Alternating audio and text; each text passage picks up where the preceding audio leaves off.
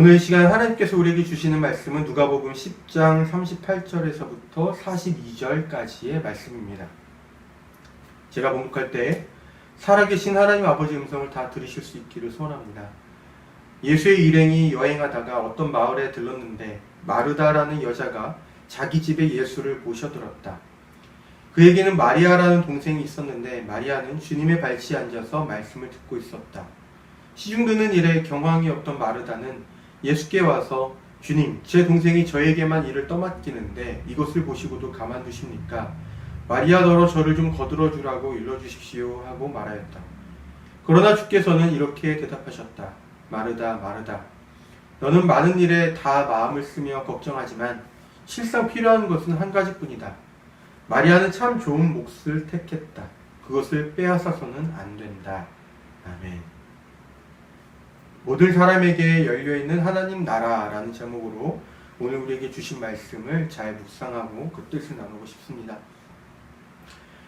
우리가 오늘 우리에게 주어진 성서 본문을 읽는 방법은 크게 두 가지가 있습니다. 하나는 순전히 오늘 본문 말씀의 이야기에 한정해서 읽는 거예요. 이 방법은 우리에게 익숙한 메시지로 읽혀져 내려왔습니다. 먼저 본문 말씀의 이야기를 살펴보면 이러합니다. 예수님의 일행이 어떤 마을을 지나가셨습니다.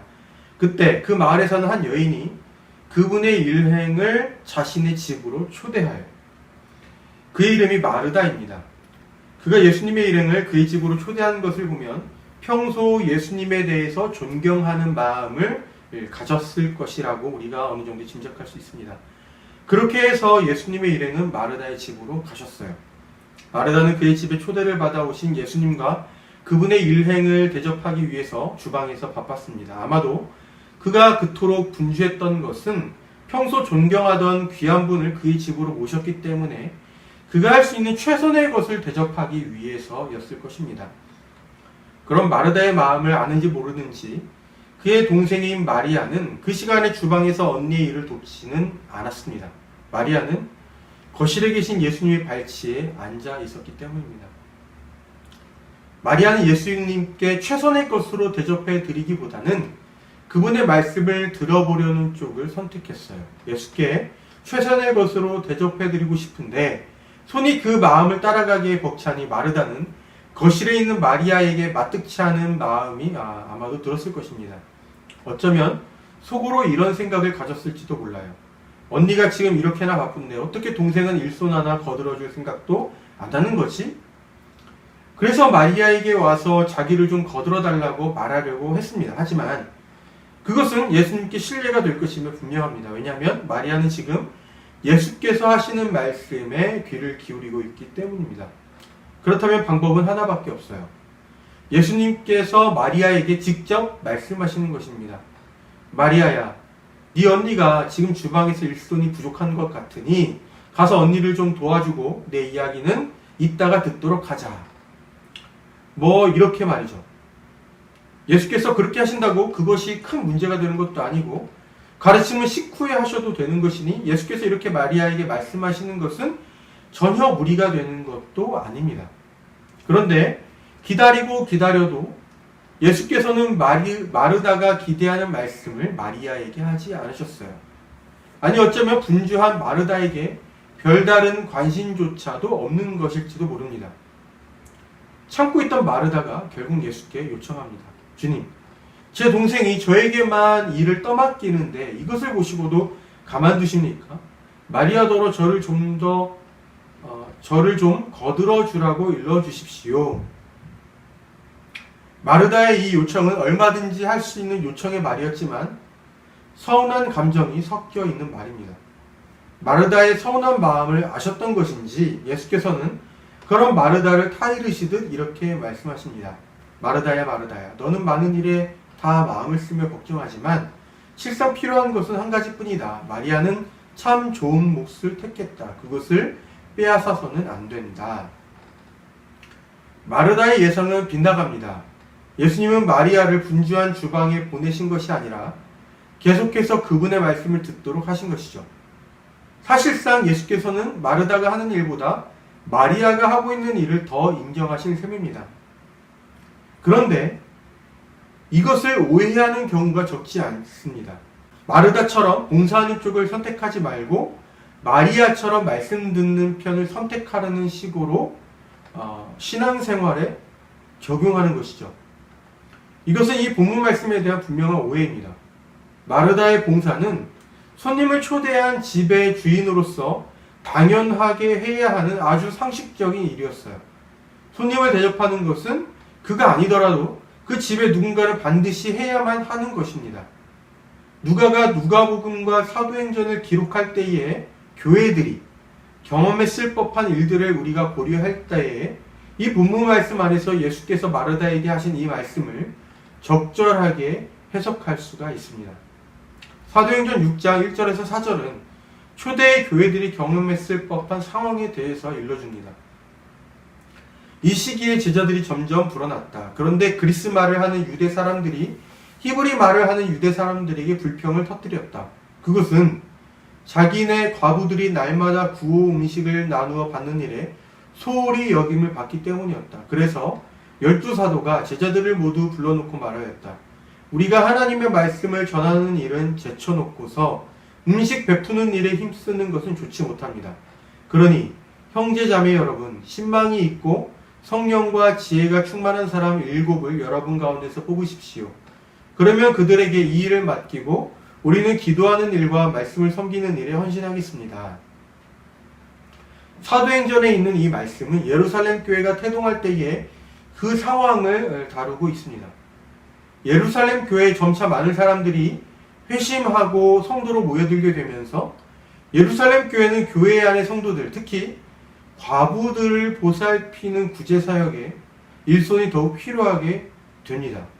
그러다가 구제사역에서 이 잡음이 생겨나게 되죠. 그리스 출신의 유대인과 히브리 말을 하는 유대인 사이에 다툼이 일어납니다. 당시 사도들이 이러한 문제들을 직접 중지하거나 관리하고 있었는데 일이 그렇게 되어버리자 그들이 모여서 회의를 하였습니다. 구제사역을 하고 거기서 들리는 잡음을 중지하느라 정작 하나님의 말씀을 가르치는 일에는 신경을 쓸 수가 없으니 구제사역을 담당하는 사람들을 따로 세워서 그들이 그것을 담당하게 하고 자신들은 말씀 사역에 집중하자라는 내용이었어요.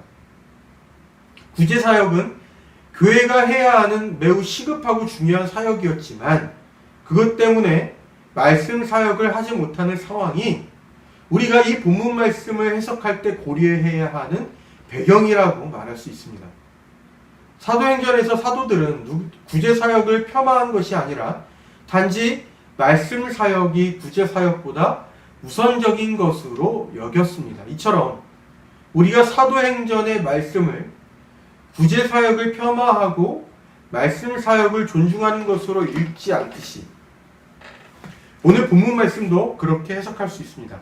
예수께서 마르다에게 하신 말씀은 봉사도 중요하고 말씀 듣는 것도 중요하지만 봉사가 말씀 듣는 것보다 중요한 것은 아니라는 말씀으로 해석될 수 있습니다.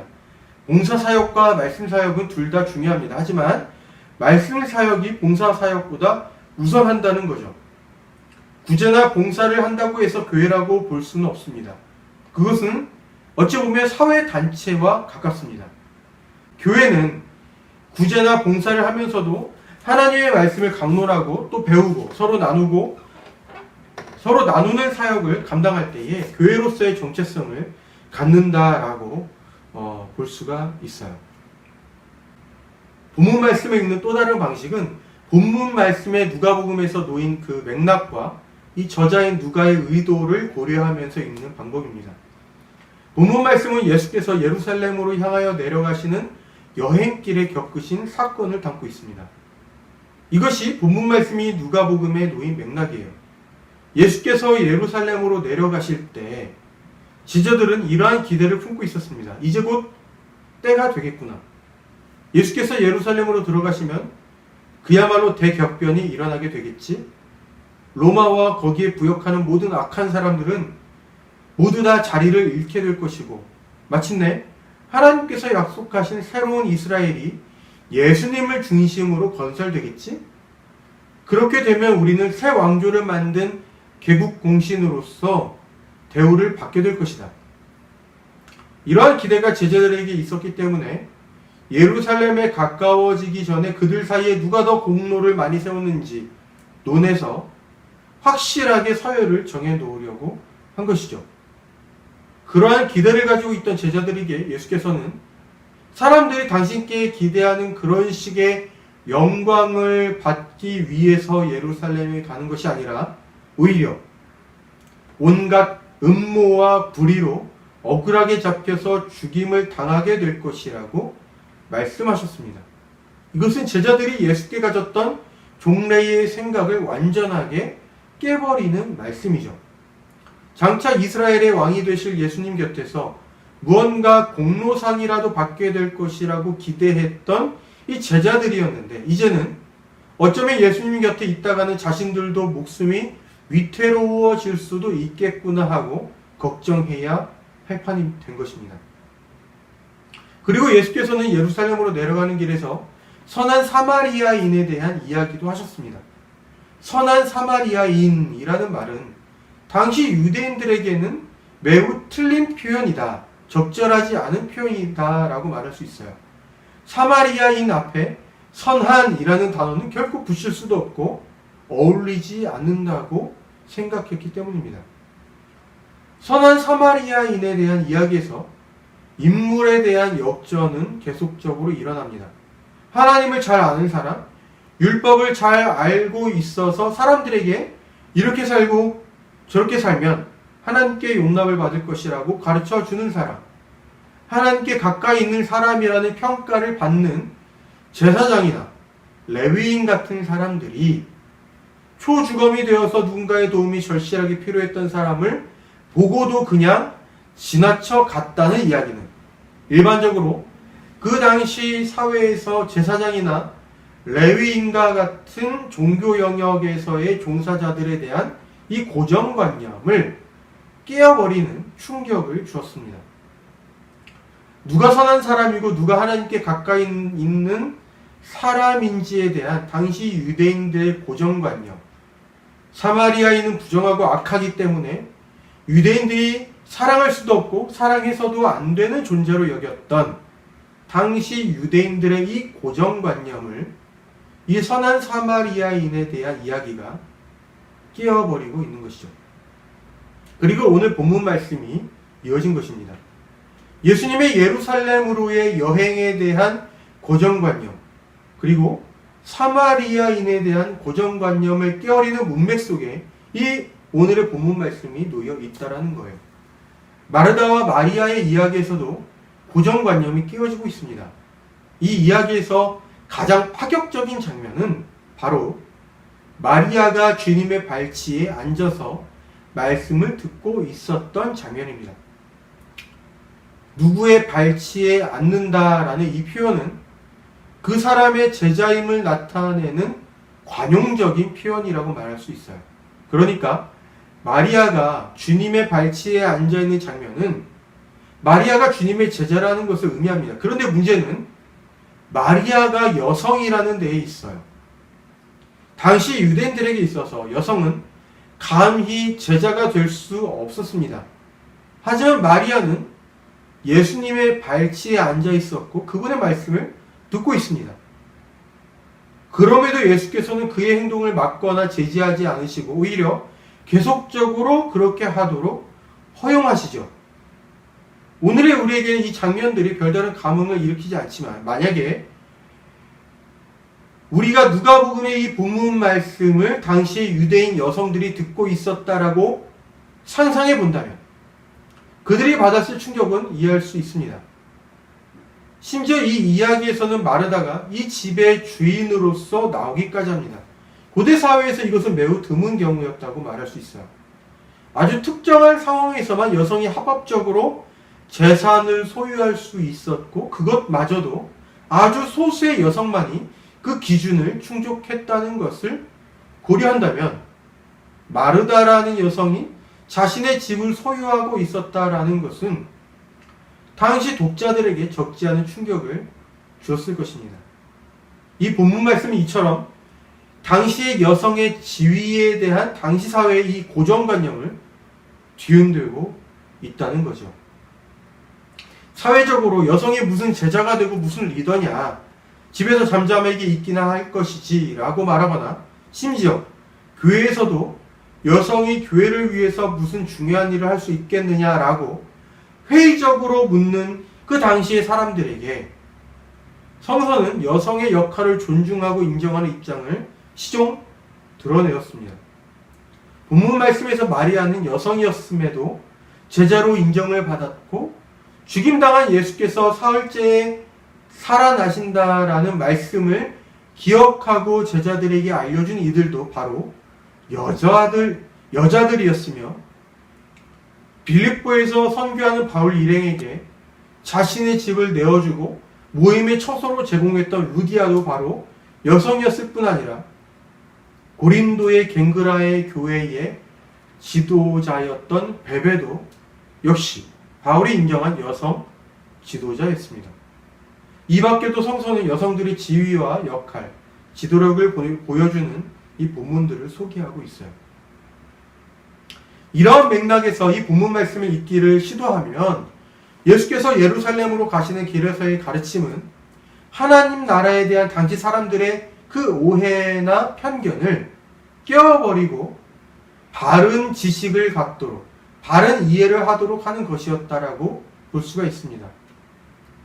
예수께서 예루살렘으로 가시는 길에 당신의 죽음을 예고하신 이 말씀은 하나님 나라에 참여하는 삶이라는 것이 내게 주어진 힘과 능력으로 다른 사람들을 제압하고 그 결과 영광을 누리는 것이 아니라 하나님의 뜻을 굳게 잡고 비록 세상이 배척하고 거절해도 그 뜻을 이뤄나가는 삶을 사는 것이라는 것을 깨우쳐줍니다. 그런가 하면 선한 사마리아인에 대한 이야기는 하나님 나라에는 민족과 민족 사이에, 혈족과 혈족 사이에 놓인 장벽이 존재하지 않는다라는 것을 깨우쳐주는 것이고, 마르다와 이 마리아의 이야기는 하나님 나라의 성차별, 남성과 여성의 그 어떠한 차별도 존재하지 않는다라는 것을 당시 사람들에게 일깨워준다라고 말할 수 있습니다. 교회란 무엇일까? 많은 사람들이 이 고민하는 주제이고 또 늘 답을 찾아야 하는 이 주제이기도 합니다. 본문 말씀은 여기에 한 가지 힌트를 줍니다. 이것도 하고 저것도 해야 한다. 교회가 교회 안팎의 사람들, 지역사회의 필요를 파악하고 돕는 일은 교회를 통해서 하나님께서 하시고자 하는 중요한 사역입니다. 하지만 교회가 성서를 가르치고 배우면서 또 말씀을 통해서 하나님 나라를 깨닫고 서로 나누는 것은 더욱 우선적인 사역입니다. 우리는 교회가 단순하게 운영되었으면 좋겠습니다. 오직 말씀과 섬김, 이 두 가지에만 초점을 기울일 수 있으면 좋을 것 같아요. 먼저 말씀을 잘 배우고 그것을 통해서 하나님 나라가 무엇인지를 잘 이해하고 또 예수님의 정신이 무엇이 있는지를 잘 깨달아서 그것을 삶에 적용해서 살아가면서 적용한 그 삶을 서로 나누고 또 때로는 격려하고 때로는 서로 함께 견뎌가면서 한편으로는 교회 안팎의 사람들을 섬기는 일도 잘 감당하는 교회가 되면 좋겠습니다. 그러면서도 여성이 교회에서 중심 역할을 할 수 없다는 당시 유대 사회의 이 편견에 도전했던 이 본문 말씀에서의 의미처럼 우리는 교회 모든 성도들이 부당한 이 차별을 만들어내는 우리 사회의 편견에 대해서 지혜롭게 때로는 용기 있게 나설 수 있으면 참 좋겠다는 생각도 합니다. 그리고 우리는 교회에서도 누구든지 성도로서 동등하게 인정과 존중을 받으면서 교회에 참여할 수 있으면 참 좋겠다라는 생각도 해봅니다. 이 모든 희망을 저 혼자의 생각과 꿈과 노력으로는 감당할 수 없겠죠. 우리가 함께 뜻을 모으고 그려나가야 하는 과제입니다. 좋으신 하나님 아버지의 은총을 우리를 교회로 모이게 하시고 우리는 교회를 만들어갈수록 인도하여 주시기를 빕니다.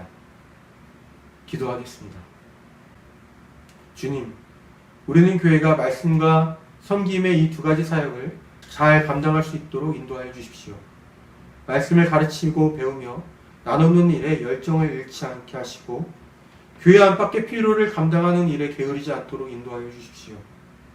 하나님 나라는 모든 사람에게 열려 있으니 저희가 가진 편협함이 저희를 통해서 마땅히 드러나야 할 사랑을 가로막는 장벽이 되지 않도록 저희를 지켜주십시오. 언제나 어디에서나 성령님을 통해서 저희와 함께 하시는 예수님의 이름으로 기도합니다. 아멘.